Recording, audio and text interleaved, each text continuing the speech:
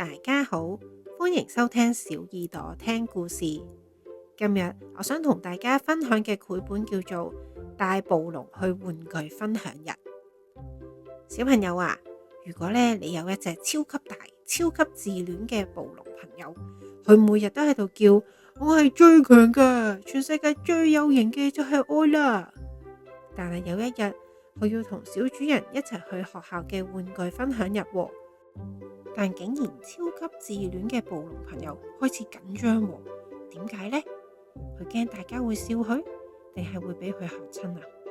想知道佢哋之後點？打開你嘅小耳朵，我哋一齊進入故事世界啦！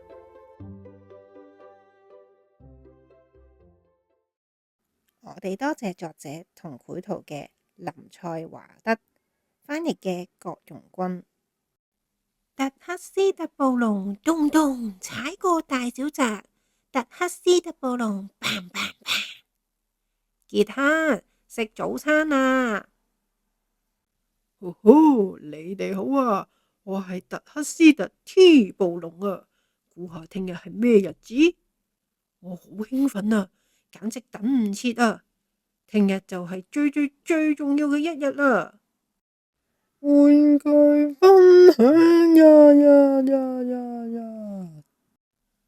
我已經自我訓練咗好幾個禮拜，為嘅就係要令自己嘅體能達到巔峰嘅狀態。5點起身，密集嘅運動，並且持續補充水分。咩話？你問我點解？每個玩具都夢想住能夠被帶去玩具分享日。如果一切都順利嘅話，我就會獲得超值得永遠珍藏嘅榮譽。呢件事傑克已經講咗好幾個禮拜噶啦，話俾我聽，佢甚至唔知道戴蒙同埋康特會帶啲咩玩具去啊！而且佢哋仲係佢最好嘅朋友呢，當然除咗我之外呢。唔好講俾傑克聽啊！我已經開始覺得有啲緊張啦，緊張到隻眼都抽筋，唔自然嘅微笑，不安嘅走走，同埋肚痛。如果冇人中意我呢？我知道啦，你啲裝扮會點呢？咁樣做一定可以令到我贏噶。等等啊，呢個係第一個選擇。傑克班上面有隻寵物兔邦尼，每個人都中意佢噶。傑克成日都講起佢，所以我諗，我知道呢件衫係有啲緊嘅，但係真係咩？連呢個毛茸茸嘅尾巴都唔中意啊！唉，好啦，我知道你會中意呢個太空人幾型，睇下呢套有個彈跳嘅月亮道具。咩話？你見唔到我塊面？我咪喺度咯。哦，你只係呢個面罩，的確係有啲棘手嘅。好啦，我將最好嘅留到最後。我真係覺得你哋會愛死呢一套噶。多謝你哋啊，非常感謝你哋啊。唔得，真係，但係佢閃閃發亮喎。你睇下佢啲珠片，嗰啲已經係我最好嘅套裝嚟噶啦。你哋就一套都唔中意。我知啦，咁就嚟啲刺激嘅表演啦！沙塵舞、曼波舞、叉叉，過咗龍啊！我知，我可以倒轉背出美國各州嘅首都。你都知道呢啲首都名咯，嗬？比我想象中更加難啊！我知道啦，嚟啲模仿又點呢？估唔估到啊？呢個係跌低咗又爬唔翻起身嘅烏龜。咩話？睇嚟似跌低咗又爬唔翻起身嘅暴龍。大件事啦！我冇任何技能，又唔識跳舞，又唔識背誦，又唔會表演或者演講。哦，冇啊！假如咁樣諗，實在太恐怖啦！假如傑克唔再認為我型到可以去參加玩具分享日，佢有咁多玩具，假如佢決定要帶其他玩具去呢？譬如話哈利係既可愛又毛神神，或者神力密克佢有件披風而係我冇噶，又或者史蒂夫嗰架超級型嘅反斗車。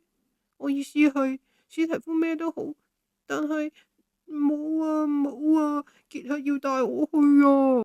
我先至係佢嘅最愛，佢成日都咁同我講嘅，我係佢身邊最強大、最有型嘅暴龍啊！